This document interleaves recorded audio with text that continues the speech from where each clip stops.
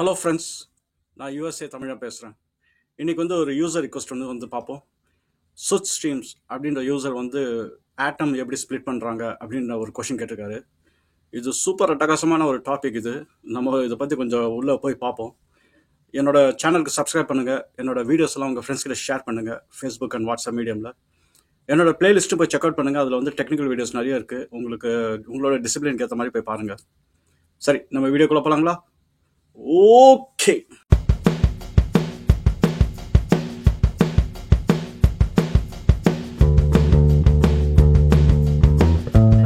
நம்ம இப்போ டாபிக் வளரப்போம்.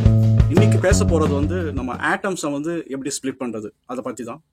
இந்த வீடியோ உங்களுக்கு நல்லா புரியணும் அப்படின்னா நான் ஆட்டம்ஸ் பற்றி ஒரு வீடியோ போட்டிருக்கேன், பார்ட் 1. அதை டெஃபினட்டாக போய் பாருங்கள். அது இல்லாமல் இந்த வீடியோ பார்த்தீங்கன்னா நிறைய தொலைஞ்சு போயிடுவீங்க. அந்த வீடியோட லிங்க் நான் கீழே டிஸ்கிரிப்ஷனில் போடுறேன். சரி, இந்த ஆட்டம்ஸ் எல்லாம் கண்டுபிடிச்சிட்டோன்னே, அதாவது யூரோப்பில் நிறைய இடத்துல ஆட்டம்ஸ் பற்றி நிறைய ரீசர்ச் பண்ண ஆரம்பிச்சிட்டாங்க. அதில் ஒரு சயின்டிஸ்ட் லீஸ் மெய்ட்னர் அப்படின்ற ஒரு சயின்டிஸ்ட். அவங்க ஒரு விமன் சயின்டிஸ்டெல்லாம் அப்போ இருக்குது ரொம்ப ரொம்ப ரேர். ஏன்னா அவங்களுக்கு எஜுகேஷன் ஃபெசிலிட்டிஸ் எல்லாம் அவங்களுக்கு கிடையாது. ஸோ அவங்க ஆஸ்ட்ரியன் சிட்டிசன். அவங்க ஜெர்மனியில் வாழ்ந்துட்டு இருந்தாங்க. அவங்க தான் ஃபஸ்ட்டு ஒரு ஆட்டமை ஸ்ப்ளிட் பண்ண முடியும் அப்படிங்கிறது அவங்க தான் கண்டுபிடிச்சது. இதை கண்டுபிடிச்சது ஒரு ஆக்சிடென்ட்ல தான் கண்டுபிடிச்சாங்க. அவங்க கொலீக் கூட ஒரு எக்ஸ்பெரிமெண்ட் பண்ணிட்டு இருந்தாங்க. ஒரு யுரேனியம் ஆட்டமை எடுத்து ஒரு நியூட்ரான் பாஸ் பண்ணும்போது ஒரு பிஹேவியர் அவங்க அப்சர்வ் பண்ணாங்க. என்ன பிஹேவியர் அப்படின்னா, யுரேனியம் நியூட்ரான் வச்சு பம்பார்ட் பண்ணும்போது யுரேனியம் ஆட்டம் காணாம போயிடுச்சு. அந்த யுரேனியம் ஆட்டம்க்கு பதிலாக 2 புது ஆட்டம் இருந்தது. ஒன்று கிரிப்டான், அப்புறம் பேரியம் அப்படின்னு. இது அவங்களுக்கு ரொம்ப குழப்பமா போயிடுச்சு. அவங்களுக்கு இந்த ஆட்டம் ஸ்பிளிட் ஆனது கதையே தெரியாது. அவங்களுக்கு என்னால் நம்ம யுரேனியம்ல ஸ்டார்ட் பண்ணோம் ஒரு எக்ஸ்பெரிமெண்ட்டுக்கு, நம்ம கையில் 2 ஆட்டம் இருக்கு அப்படின்ற மாதிரி ரொம்ப குழப்பிட்டாங்க. பல வருஷமா இதை பத்தி ரிசர்ச் பண்ணாங்க. அவங்களால கண்டுபிடிக்க முடியல. கடைசியில் லீஸ் மெர்டினி கிராக் பண்ணாங்க. இது அவங்க என்ன தியரி பண்ணாங்கன்னா, நம்ம ஒரு யுரேனியம் ஆட்டமை நம்ம உடைச்சி புதுசாக 2 ஆட்டமை நம்ம கிரியேட் பண்ணிட்டோம் அப்படிங்கிறது அவங்க தியரி பண்ணி அதை நியூக்ளியர் ஃபிஷன் அப்படின்னு ஒரு டெர்மினாலஜி வச்சாங்க. ஸோ அப்படிதான் ஆட்டம் ஸ்பிளிட் ஆன கதை நடந்தது.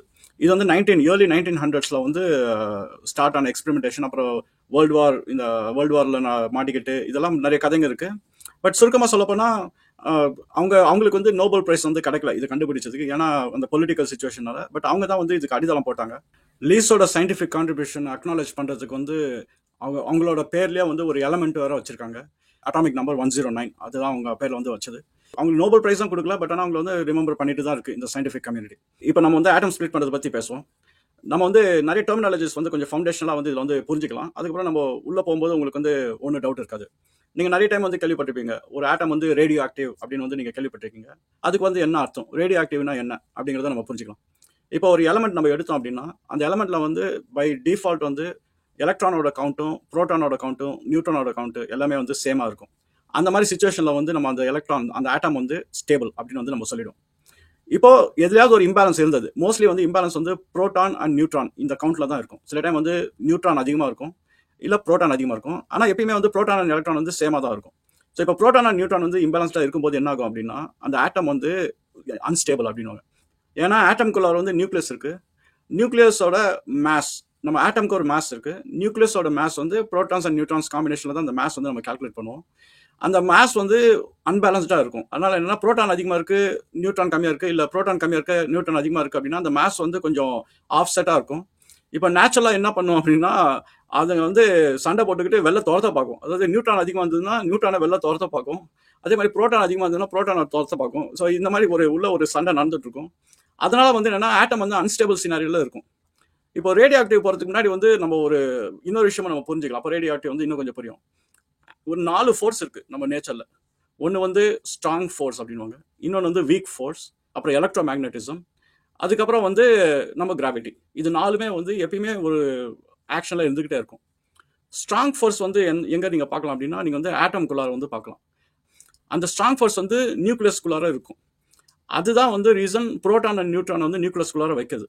ஏன் ஸ்ட்ராங் ஃபோர்ஸ் ரொம்ப எசென்ஷியல் அப்படின்னா, புரோட்டான் பாசிட்டிவ் சார்ஜ். இப்போ நீங்க 2 புரோட்டான் வச்சாலே 2 பாசிட்டிவ் ரிப்பல் ஆகி வெளில ஓடணும். ஆனால் அந்த 2 பாசிட்டிவ் சார்ஜை ரிப்பல் ஆகி ஓட விடாம அது நியூக்ளியஸ் உள்ள வச்சிருக்கு. அப்பனா அந்த ஸ்ட்ராங் ஃபோர்ஸ் உள்ள இருக்கிறதுனால புரோட்டான்ஸை உள்ள டைட்டா வச்சிருக்கு. ஆனால் நியூட்ரான்ஸ்க்கு நியூட்ரல் சார்ஜ், அதனால அது பிரச்சனை கிடையாது. புரோட்டான்ஸ் உள்ள டைட்டா வச்சிருக்கு. இப்போ ஸ்ட்ராங் ஃபோர்ஸ் என்ன ஒரு பிரச்சனை அப்படின்னா, ஸ்ட்ராங் ஃபோர்ஸோட அந்த ரேஞ்ச் ரொம்ப கம்மி. அது 1 ஃபென்டாமீட்டர் அப்படின்வாங்க.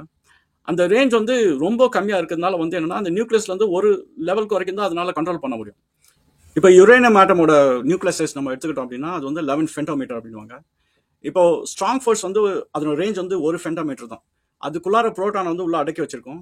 அதுக்கு ரேஞ்ச் வெளியே போக போக வந்து அவ்வளோ டைட்டாக வைக்க முடியாது. அதனால என்ன பண்ணும் அப்படின்னா வேற ஃபோர்ஸஸ் வந்து ஆக்ட் ஆகும். இப்போ எலக்ட்ரோ மேக்னட்டிசம் ஃபோர்ஸ் வந்து என்ன பண்ணும் அப்படின்னா அது வந்து புரோட்டானை வந்து புல் பண்ண ஆரம்பிச்சிடும். ஸோ அப்போ என்ன பண்ணணும், புரோட்டான் வந்து ஒரு புல்லட் மாதிரி வந்து வெளில வந்து கிளம்பிடும், ஷூட் ஆகி வெளில கிளம்பிடும். இதுதான் வந்து ரேடியோ ஆக்டிவ்ல வந்து நடக்குது. ரேடியோ ஆக்டிவ் பக்கத்தில் நீங்கள் ரேடியோ ஆக்டிவ் டிடெக்ஷன் மீட்டர் வந்து வச்சிங்க அப்படின்னா உங்களுக்கு வந்து நீங்கள் டிடெக்ட் பண்ணலாம். அது வந்து ஆட்டம்ல இருந்து புரோட்டான் வெளில வருது, அந்த ரேடியோ ஆக்டிவ் மெட்டீரியல் வெளில வந்து வருது அப்படிங்கிறது டிகே வந்து நம்ம வந்து பார்க்க முடியும். அதுக்கு ரீசன் வந்து என்னன்னா அந்த நியூக்ளியஸோட ஸ்ட்ராங் ஹோல்டு வந்து ரொம்ப லூசனாக இருக்கிறதுனால என்ன பண்ணுன்னா அந்த ஆட்டம் அன்ஸ்டேபிளாக இருக்கு. அந்த ஆட்டம் அன்ஸ்டேபிளாக இருந்தோன்னா என்ன பண்ணுன்னா அது வந்து எது அன்ஸ்டேபிள் கிரியேட் பண்ணுதோ அது வெளில வந்து கலப்பிடும். இப்போ நியூட்ரான்ஸ் ஜாஸ்தியாக இருந்ததுன்னா அது வந்து நியூட்ரான்ஸை துரத்த பார்க்கும். அப்போ நியூட்ரான்ஸ் வந்து வெளியில் வந்தது அப்படின்னா அதுதான் வந்து ரேடியோ ஆக்டிவ் டிகே அப்படின்வாங்க. ஸோ அதை வச்சு தான் நம்ம மீட்டரில் மெஷர் பண்ணுறோம். ஸோ இப்போ ஸ்ட்ராங் ஹோல் தான் இது எல்லாமே வந்து ஒரு இடத்துல வந்து டைட்டாக வச்சிருக்கு. இப்போ நிறைய இன்ஸ்டேபிளான இருக்கிற ரேடியோ ஆக்டிவ் எலமெண்ட்ஸ் வந்து இருக்கு. அதுல எல்லாமே ஒரே பிரின்சிபல் தான். ரேடியோ ஆக்டிவ் மெட்டீரியல் பக்கத்தில் நீங்க போனீங்க அப்படின்னா உங்களுக்கு வந்து அந்த ரேஸ் வந்து உங்க மேல படும். இதுதான் வந்து தேரி. இப்போ இதுக்கும் ஆட்டம் ஸ்பிளிட் பண்றதுக்கும் என்ன சம்மந்தம் இருக்கு அப்படின்னு நம்ம பார்த்தோம் அப்படின்னா நம்ம ஆட்டமை வந்து எப்போ ஈஸியாக ஸ்பிளிட் பண்ண முடியும் அப்படின்னா உங்களுக்கு வந்து ஒரு ஆட்டம் வந்து அன்ஸ்டேபிளாக இருக்கணும். அப்படி இருந்ததுன்னா ரொம்ப ஈஸியாக வந்து ஸ்பிளிட் பண்ண முடியும். இப்போ ஸ்ட்ராங் ஃபோர்ஸ் இருக்கிற ஆட்டம் வந்து அதாவது அந்த நியூக்ளியஸ் வந்து அந்த ஸ்ட்ராங் ஃபோர்ஸ்குள்ள என்டையர் நியூக்ளியஸ் வந்து ஸ்ட்ராங் ஃபோர்ஸ்குள்ளார இருந்தது அப்படின்னா அந்த 1 ஃபென்டோமீட்டர் ஜோனுக்குள்ளார அதை ஸ்பிளிட் பண்ணுறது ரொம்ப கஷ்டம். அதை நம்ம வந்து என்னதான் பண்ணாலும் வந்து ஸ்பிளிட் ஆகுது. ஆனால் எந்த நியூக்ளியஸ் வந்து அந்த 1 ஃபென்டோமீட்டர் தாண்டி அந்த எல்லை தாண்டி இருக்கோ அதோட ப்ரோட்டான்ஸ் அண்ட் நியூட்ரான்ஸ் எல்லாம் வெளில இருக்கோ அது ஒரு கண்டிஷன். அதுக்கப்புறம் வந்து நம்மளுக்கு வந்து இம்பேலன்ஸ்டாக இருக்கணும். புரோட்டானோட கவுண்ட்டும் நியூட்ரானோட கவுண்ட்டும் இம்பேலன்ஸ்டாக இருக்கணும். இந்த மாதிரி சினாரியோவில் வந்து என்னன்னா நம்ம ஒன்றுமே பண்ண தேவையில்ல. நம்ம வந்து ஏதோ ஒரு எக்ஸ்டர்னல் ஃபோர்ஸ் கொடுத்தா ஆட்டம் வந்து ஸ்பிளிட் ஆகும். ஸோ இந்த ஃபண்டமெண்டல் டிஸ்கவரி தான் வந்து நம்ம லூயிஸ் மார்டினஸ் வந்து கண்டுபிடிச்சது. சரி, இந்த இன்ஃபர்மேஷன் வச்சு நம்ம எப்படி ஆட்டம் வந்து ஸ்பிளிட் பண்ண வைக்கிறது? அதுக்கு தேவை ஒரு எக்ஸ்டர்னல் ஃபோர்ஸ். அந்த எக்ஸ்டர்னல் ஃபோர்ஸ் நம்ம கொடுத்தோம் அப்படின்னா அந்த ஆட்டம் வந்து ஸ்பிளிட் ஆகிடும். இப்போ அந்த எக்ஸ்டர்னல் ஃபோர்ஸ் எப்படி கொடுக்குது? அது வந்து நியூட்ரான், அதாவது ஆல்ஃபா ரே ஏதோ ஒன்று வச்சு நம்ம வந்து அந்த ரேவ் பாஸ் பண்ணோம் அப்படின்னா அந்த ஸ்பீடில் வந்து என்ன பண்ணும் அப்படின்னா அந்த ஆட்டமை ஸ்பிளிட் பண்ணிடும். அது என்ன ஸ்பீட் அப்படின்னா அது வந்து ஒரு 3% ஆஃப் லைட் ஸ்பீட் அப்படின்னு அந்த ஸ்பீடில் வந்து அனுப்பிச்சாங்க அப்படின்னா ஸ்பிளிட் ஆகும். ஏன் வந்து அதனால ஸ்பிளிட் ஆகுது அப்படின்னா அந்த ஆட்டம் இருக்கு இன்ஸ்டேபிளாக இருக்குது, அதனால தான் ஸ்பிளிட் ஆகுது. இந்த ஸ்பிளிட்னா எப்படின்னா நம்ம கத்தி வச்சு பாதியாக உடைக்கிற மாதிரி கிடையாது சுச்சுவேஷன். அந்த நியூட்ரான் வந்து அந்த ஆட்டமை பாஸ் பண்ணும்போது நம்ம ஒரு ஏர் பபுள் எடுத்துக்கோங்க, நம்ம சோப் பபுள்ஸ் எடுத்துங்க ஒரு உதாரணத்துக்கு. அந்த சோப் பபுள் வந்து நம்ம பெரிய பபுள் இருக்குது, அதை நம்ம உடைக்கிறோம் அப்படின்னா நம்ம பொறுமையாக உடைச்சோம் அப்படின்னா அது என்ன பண்ணும் அப்படின்னா அது உடையாம அது 2 பபுளாக வந்து மாறிடும். ஸோ ஒரு பாயிண்ட் வரைக்கும் என்னன்னா ஒரே பபுள் இருக்கும். நம்ம வந்து அது தொலை போட போட என்ன ஆகுனா அந்த ஒரு பபுள் என்ன ஆகுனா அது 2 பபுளாக வந்து மாறி 2ஆக பிரிஞ்சு போயிடும். ஸோ இதே மாதிரி தான் வந்து அந்த ஆட்டம் ஸ்பிளிட் ஆகுது. அந்த நியூட்ரான் போகும்போது அது வந்து ஹோல் போடாது. அது என்னன்னா ஒரு ஸ்பாஞ்ச் மாதிரி இருக்கும் அந்த நியூக்ளியஸ். ஏன்னா அது பெரிய நியூக்ளியஸ், அந்த நியூக்ளியஸ் வந்து ஸ்பாஞ்ச் மாதிரி இருக்கும். இது போகிற ஸ்பீடில் வந்து என்ன பண்ணும் அப்படின்னா அது அப்படியே ஸ்ட்ரெச் பண்ணி 2ஆக வந்து பிரிஞ்சு 2 ஆட்டமாக மாறிடும். இப்போ யுரேனியம் கேஸ்ல பாத்தீங்க அப்படின்னா உங்களுக்கு வந்து கிரிப்டான் அண்ட் பேரியம் இது 2 ஆட்டம் வந்து மாறிடுது. இப்போ உள்ள ஒரு நியூட்ரான் அனுப்புறோம். அந்த நியூட்ரான் என்ன ஆச்சு அப்படின்னு பார்த்தா அந்த நியூட்ரானும் ஒரு கவுண்டா வந்து மாறிடும். ஸோ இப்போ வந்து நம்ம உள்ள அனுப்புற நியூட்ரானும் உள்ள ஸ்வாலோ ஆயிடும். இப்போ ஆட்டம் வந்து 2ஆக பிரிஞ்சிடும். அப்படின்னா ஆட்டம் 1 ஆட்டம் 2 எடுத்தோம்னா ஆட்டம் 1ல வந்து ஒரு புரோட்டான் அண்ட் நியூட்ரான் இருக்கு. அதே மாதிரி ஆட்டம் 2ல வந்து ஒரு புரோட்டான் அண்ட் நியூட்ரான் இருக்கு. இப்போ இது ரெண்டுத்தையும் ஆட் பண்ணா நம்ம எங்கேருந்து ஆரம்பிச்சோமோ அந்த நம்பர் வந்து சேரணும். இப்போ ஒரு உதாரணம் எடுத்துக்கலாம். இப்போ யுரேனியம் ஆட்டம் வந்து எடுத்துக்கலாம். அதுக்கு வந்து 92 புரோட்டான்ஸ் இருக்கு, 235 நியூட்ரான்ஸ் இருக்கு. இப்போ நம்ம என்ன பண்றோம் அப்படின்னா ஒரு நியூட்ரானை அனுப்புறோம் அதை உடைக்கிறதுக்கு. இப்போ என்ன ஆகும் அப்படின்னா அந்த நியூட்ரான் வந்து உள்ள போயிடும். இப்போ வந்து 92 புரோட்டான்ஸ் இருக்கு, 236 நியூட்ரான்ஸ் இருக்கு. ஏன்னா உள்ள ஒன்று போயிடுச்சு. ஸோ அதையும் நம்ம கவுண்ட் பண்ணிக்கலாம். இப்போ நம்ம அந்த ஆட்டமை வந்து உடைக்கிறோம். ஏன்னா நியூட்ரான் வந்த ஃபோர்ஸ்ல வந்து அந்த அன்ஸ்டேபிள் ஆட்டமை வந்து நம்ம உடைச்சோம்னா நம்மளுக்கு வந்து 2 ஆட்டம் கிடைக்குது. 2 ஆட்டம் வந்து அதுக்கு பேர் இருக்கு. அந்த எலமெண்ட் வந்து ஒன்று வந்து பேரியம், இன்னொன்று வந்து கிரிப்டான். இப்போ கிரிப்டானோட கவுண்ட் நம்ம பார்த்தோம் அப்படின்னா அதுக்கு வந்து 36 புரோட்டானும் 92 நியூட்ரானும் இருக்கு. இப்போ பேரியம்ல பாத்தீங்க அப்படின்னா 56 புரோட்டான் 141 நியூட்ரான் வந்து இருக்கு. இப்போ இது ரெண்டுத்தையும் கூட்டினீங்க அப்படின்னா உங்களுக்கு வந்து 236 வராது. ஏன்னா நம்ம 235ல ஆரம்பிச்சு ஒரு நியூட்ரான் உள்ள அமிச்சு அதை நம்ம 236 பண்ணிட்டோம். இப்போ இது ரெண்டுத்தையும் நீங்க கூட்டினீங்க அப்படின்னா 236 வராது. 3 வந்து மிஸ் ஆகுது. அந்த 3 என்ன ஆகுதுன்னா அந்த 3 நியூட்ரான் வந்து வெளியில வந்துடும். ஸோ அது வந்து டிஸ்போஸ் ஆகிடும். இதுதான் வந்து உள்ள நடக்குது. நம்ம வந்து அது எண்ட் ஆஃப் த டே பார்த்தீங்கன்னா நம்ம கால்குலேஷன் வந்து கரெக்டாக இருக்கணும். எந்த நியூக்ளியஸை உடைக்கிறோமோ அப்படின்னா நம்ம அந்த நியூக்ளியஸில் இருக்கிற ஃபைனல் கவுண்ட் பார்த்தீங்கன்னா எல்லாமே கரெக்டாக வரும். இதை அப்சர்வ் பண்ணிட்டோன்னா இதில் வந்து ஒரு ஃபினாமினன் வந்து ஒன்று நோட் பண்ணாங்க. இந்த ஆட்டம் ஸ்பிளிட் பண்ணும்போது ஒரு எனர்ஜி வந்து ஒன்று ரிலீஸ் ஆச்சு. அந்த எனர்ஜியும் மெஷர் பண்ணாங்க. அந்த எனர்ஜி வந்து ஒரு பெரிய லெவலில் கிடையாது. ஆனால் அந்த எனர்ஜி ஒரு ஆட்டமில் வந்து நடக்குது. இப்போ நீங்க 1 கிலோகிராம் ஆஃப் யுரேனியம் வந்து நீங்க எடுத்துக்கிட்டீங்க அப்படின்னா, அதுல வந்து பல லட்சக்கணக்கான ஆட்டம்ஸ் வந்து இருக்கு. அதாவது நம்ம வந்து கொஞ்சம் ஃபிகர் மாதிரி போடணும் அப்படின்னா, நீங்க ஒரு 25 ஜீரோ போட்டுக்குங்க ஒண்ணு பக்கத்துல. அப்பன்னா அவ்வளோ ஆட்டம்ஸ் வந்து 1 கிலோ யுரேனியம்ல வந்து இருக்கு. இப்போ அவ்வளோ ஆட்டம்ஸை நம்ம ஸ்ப்ளிட் பண்ணோம் அப்படின்னா நம்மளுக்கு எனர்ஜி வந்து எக்ஸ்போனென்ஷியலா வந்து இருக்கும். அதுதான் வந்து இப்போ வந்து அடுத்த ஸ்டெப்புக்கு வந்து கொண்டு போனாங்க. இப்போ யுரேனியம்ல வந்து ஏன் அவ்வளோ வந்து எனர்ஜி வருது அப்படின்னா, நியூக்ளியஸ் வந்து ரொம்ப பெருசா இருக்கிறதுனால வந்து நம்ம கொடுக்குற ஃபோர்ஸ்ல வந்து அது ஸ்பிளிட் ஆன வேகத்துல வந்து அது எனர்ஜி வந்து ரிலீஸ் பண்ணுது. ஸோ அது நேச்சுரலா நடக்குது. இந்த எனர்ஜி எல்லாம் நம்ம வந்து எல்லா ஆட்டம் கூட்டி பார்த்தோம் அப்படின்னா பெரிய எனர்ஜி மாதிரி வந்து வந்துடுது. இப்போ யுரேனியம் ஆட்டம்ல இருந்து ஏன் இவ்வளோ எனர்ஜி வருது அப்படின்னு நம்ம வந்து கேள்வி கேட்கலாம். நீங்க யுரேனியம் ஆட்டம் வந்து எப்படி நீங்க பிக்சர் பண்ணலாம் அப்படின்னா, நம்மளோட சோலார் சிஸ்டம்ல இருக்கிற சன் மாதிரி அது வந்து யுரேனியம். இப்போ ஹைட்ரஜன் ஆட்டம் வந்து நம்ம எர்த் மாதிரி. இப்போ நீங்க ஒரு எர்த்தை கொண்டு போய் சன்ல ஃபிட் பண்ணணும் அப்படின்னா நீங்க மில்லியன் கணக்கான எர்த்தை வந்து சன்குள்ளார ஃபிட் பண்ணலாம். ஸோ அந்த சைஸ் கம்பேரிசன்ல பார்த்தீங்கன்னா யுரேனியம் வந்து ரொம்ப பெருசு. இப்போ நம்ம சூரியனை பழக்கிறதுக்கும் எர்த்தை பழக்கிறதுக்கும் வித்தியாசம் இருக்கு. சூரியன்ல இருந்து நிறைய எனர்ஜி வெளியில வரும், எர்த்ல இருந்து கம்மியான எனர்ஜி வெளில வரும். இதே கதை தான் வந்து ஆட்டம் உள்ள இருக்கு. யுரேனியம் வந்து ரொம்ப பெருசா இருக்கு, மேசிவ் சைஸ்ல. அதனால நம்ம அந்த ஆட்டம் பிளந்தோம் அப்படின்னா அதுக்கு வந்து ஏகப்பட்ட எனர்ஜி வருது. ஸோ இப்போதான் வந்து இந்த அப்சர்வேஷனுக்கு அப்புறம் தான் அடுத்து நியூக்ளியர் ஃபிஷன் கான்செப்டுக்கு வந்து அடி எடுத்து ஒரு ஃபவுண்டேஷனாக வந்தது. அது எப்படி பண்ணாங்கன்னா, இப்போ வந்து நம்ம யுரேனியம் ஆட்டம் ஸ்ப்ளிட் பண்ணிட்டோன்னே நம்மளுக்கு 3 நியூட்ரான் வந்து வெளியில வருது. இப்போ சயின்டிஸ்ட் வந்து யோசிச்சாங்க, இப்போ என்ன பண்ணலாம்னா இந்த 3 நியூட்ரான் வந்து வேஸ்டா போதே, இது என்ன பண்றது அப்படின்னு. இப்போ அவங்க என்ன பண்ணாங்கன்னா, அந்த நியூட்ரானும் அதே ஸ்பீட்ல அந்த 3% ஆஃப் லைட் ஸ்பீட்ல வெளியில வரதுனால வந்து இப்போ அந்த நியூட்ரான் எடுத்து இன்னொரு யுரேனியம் ஆட்டம்க்கு வந்து நம்ம இன்புட்டா கொடுத்துட்டோம் அப்படின்னா நம்மளுக்கு வந்து அதை வந்து பொழக்க ஆரம்பிச்சிடும். இப்போ 3 நியூட்ரான் இருக்கு, அது 3 ஆட்டமை உடைக்க முடியும். ஸோ இந்த மாதிரி வந்து கண்டினியூஸா பண்ணிக்கிட்டே போனோம் அப்படின்னா அது நிற்கவே நிற்காது. இது பேர் தான் வந்து நம்ம செயின் ரியாக்ஷன் அப்படின்றது ஒரு டெர்மினாலஜி போறாங்க. செயின் ரியாக்ஷனா என்ன? ஃபர்ஸ்ட் நம்ம ஒரு நியூட்ரானை அனுப்பிச்சு ஒரு ஆட்டமை உடைக்கிறோம். அந்த ஆட்டம், அதாவது யுரேனியம் ஆட்டம் ஸ்பெசிஃபிக்கா யுரேனியம் ஆட்டம் 235 அதை உடைக்கிறோம். அந்த யுரேனியம் ஆட்டமை நம்ம உடைக்கும் போது நம்மளுக்கு பை ப்ராடக்டா 3 நியூட்ரான் வருது. இப்போ அந்த 3 நியூட்ரானை வந்து நம்ம வேலை செய்ய வைக்கிறோம். அதை வந்து அடுத்த ஒரு யுரேனியம் ஆட்டமை உடைக்க வைக்கிறோம். அது உடைச்சோன்னா அது என்ன பண்ணும், 3 வந்து 9 நியூட்ரானை வந்து அவுட்புட் கொடுக்கும். அந்த 9 நியூட்ரான் வந்து மறுபடியும் போயிட்டு 9 யுரேனியம் ஆட்டம் வந்து உடைக்க பார்க்கும். ஸோ இப்படி எக்ஸ்போனன்ஷியலா போயிட்டே இருக்கும். நம்மளுக்கு இருக்கிறது 1 கிலோகிராம் ஆஃப் யுரேனியம் அப்படின்னு வச்சிட்டோம்னா அந்த 1 கேஜி யுரேனியம் வந்து உடைக்கிறதுக்கே ரொம்ப செகண்ட்ஸ் ஆகிடும். அப்படின்னா அதோட எனர்ஜி பார்த்தீங்க அப்படின்னா ரொம்ப ஒரு பெரிய எக்ஸ்ப்ளோஷனே நடக்கும். இதுதான் வந்து நியூக்ளியர் பாம்போட அடித்தளமே. ஸோ இப்போ வந்து 1 கிலோ யுரேனியம் வைக்கிறது ஒன்று, ஒரு 10-15 கிலோ வைக்கிறது ஒன்று. அப்புறம் பாம்போட சைஸ் பொறுத்து வந்து இப்படி தான் வந்து அந்த செயின் ரியாக்ஷன் வந்து ஸ்டார்ட் பண்ணாங்க. இப்போ நம்ம நியூக்ளியர் ஃபிஷன் பற்றி பேசுவோம். நியூக்ளியர் ஃபிஷன்றது என்ன? ஒரு ஆட்டமை நம்ம வந்து ஸ்பிளிட் பண்ணிட்டு அதை நம்ம செயின் ரியாக்ஷனாக கன்வெர்ட் பண்ணிடுது. ஸோ இப்போ இந்த நியூக்ளியர் ஃபிஷன்னால நல்லது இருக்குது, கெட்டது இருக்குது. இப்போ என்னன்னா நியூக்ளியர் ஃபிஷனில் வந்து நடக்கும்போது உங்களுக்கு பை ப்ராடக்ட் வந்து என்ன, உங்களுக்கு ஒரு பெரிய எனர்ஜி ரிலீஸ் ஆகுது. அந்த எனர்ஜியை வந்து நம்ம எடுத்து ஒரு நல்ல பர்பஸ்க்கு வந்து கிரியேட் பண்ணலாம். அதுதான் வந்து நம்ம நியூக்ளியர் பிளான்ட் எலக்ட்ரிசிட்டி ஜென்ரேட் பண்ணுறதுக்கு வந்து என்ன பண்ணுறாங்க அப்படின்னா அந்த செயின் ரியாக்ஷனை ஸ்டார்ட் பண்ணி அதில் வர எனர்ஜியை வச்சு நம்ம வாட்டரை வந்து பாயில் பண்ணி ஸ்டீம் ஆக்கி அதை வச்சு நம்ம டர்பனை ரன் பண்ணி அதில் நம்ம எலக்ட்ரிசிட்டியை வந்து நம்ம ப்ரொடியூஸ் பண்ணுறோம்.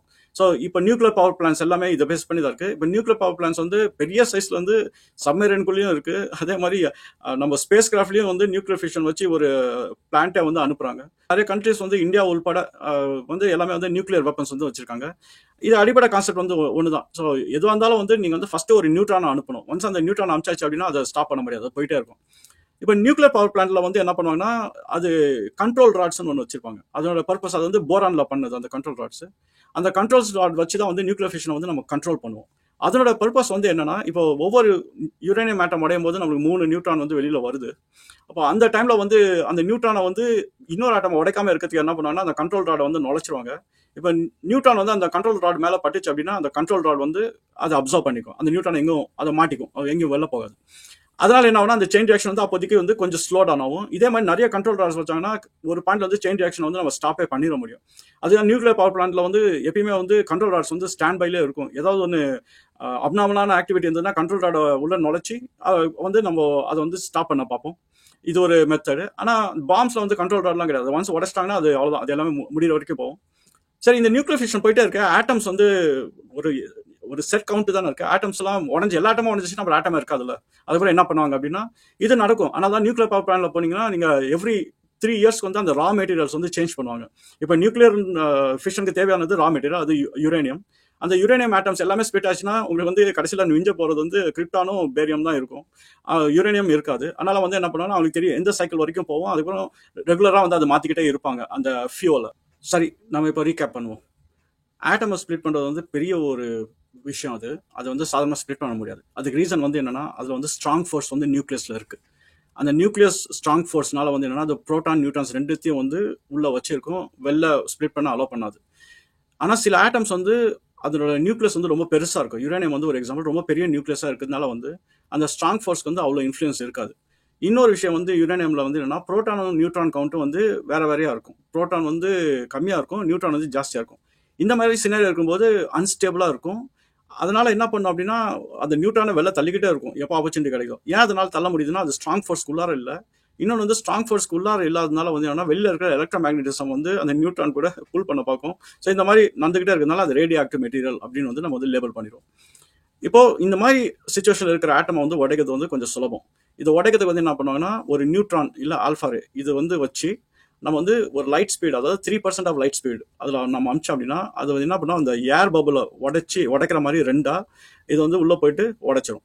உடைச்சோன்னா என்னன்னா, அந்த ஒரிஜினல் ஆட்டம் வந்து அது போயிடும். அது வந்து அவுட்புட் வந்து 2 புது ஆட்டம் வரும். அந்த புது ஆட்டம் அதில் இருக்கிற புரோட்டான் நியூட்ரான் எல்லா கவுண்ட்டும் நம்ம சேர்த்து வச்சோம் அப்படின்னா எல்லாமே வந்து ஈக்குவலாக வரணும்.